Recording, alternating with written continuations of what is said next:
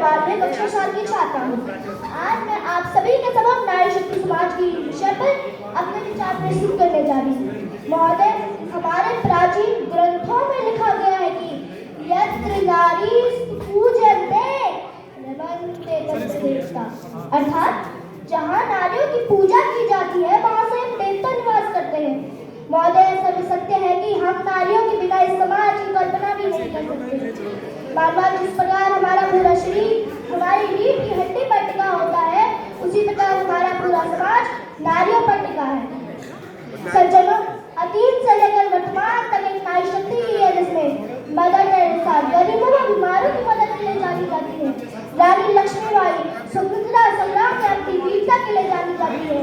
प्रथम महिला प्रधानमंत्री श्रीमती इंदिरा गांधी जो कि देश के विकास में योगदान के लिए जानी जाती है। महोदय, इस प्रकार कई नारी शक्तियां जैसे Sushma Swaraj, Lata Mangeshkar, Teenu Devi, Rajmata Jiya Rani, Kalpana Chawla, colonel Sofiya Qureshi, wing commander Ramika Singh जैसी नारियों ने हमारे समाज को आज सुदृढ़ बनाकर हमारे समाज के लिए नींव की तरह काम किया। आज मैं उन सभी नारियों और नारी शक्तियों को अपनी अंदर आत्मा से नमन करती हूँ। महोदय, एक शक्तिशाली व महत्वपूर्ण नारी वह ही नहीं होती है जो कि युद्ध भूमि में जाकर अपनी वीरता दिखाए, खेल के मैदान में खेल कौशल दिखाए, साहित्य रचे, विज्ञान के क्षेत्र में नए नए आविष्कार करे। अभी तो एक शक्तिशाली व महत्वपूर्ण नारी वह भी होती है जो कि सुबह से शाम तक अपने परिवार के संरक्षण के लिए अपना खून पसीना एक करती है। महोदय, पूरे विश्व में 8 मार्च को अंतर्राष्ट्रीय महिला दिवस मनाया जाता है, किंतु क्या एक दिन महिला दिवस मनाने से नारियां वास्तव में सशक्त हो जाएंगी? महोदय, सशक्त होने का आशय केवल बाहर निकलकर नौकरी करना या तो पुरुषों के कार्यों में उनके साथ सहयोग करना नहीं है। सशक्त होने का तात्पर्य है कि वह अपने जीवन के महत्वपूर्ण निर्णय स्वयं ले रही है या वह इसके लिए किसी अन्य पर निर्भर है। मानव यदि वह आंतरिक रूप से स्वतंत्र नहीं है तो वह कभी भी एक सशक्त नारी नहीं बन सकती।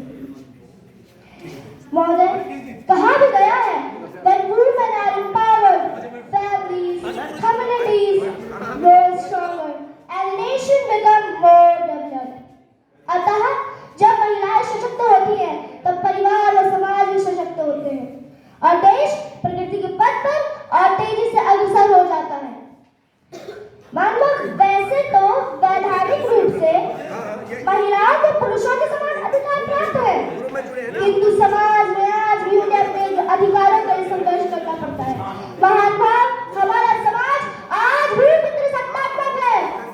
आधी आबादी होने के बावजूद भी उन्हें वह शक्ति प्राप्त ही नहीं है जो पुरुषों को प्राप्त है। सज्जनों, समाज की तरक्की का मानक महिलाओं से ही निर्धारित होता है। सशक्त महिलाएं सशक्त समाज का आधार होती है। यदि हमें अपने समाज को सशक्त बनाना है तो हमें सर्वप्रथम नारियों को सशक्त बनाना होगा, उनको उनके अधिकार देने होंगे ताकि वे अपने विवेक द्वारा उचित व अनुचित में फर्क कर सके और अपने जीवन के महत्वपूर्ण निर्णय स्वयं ले सके।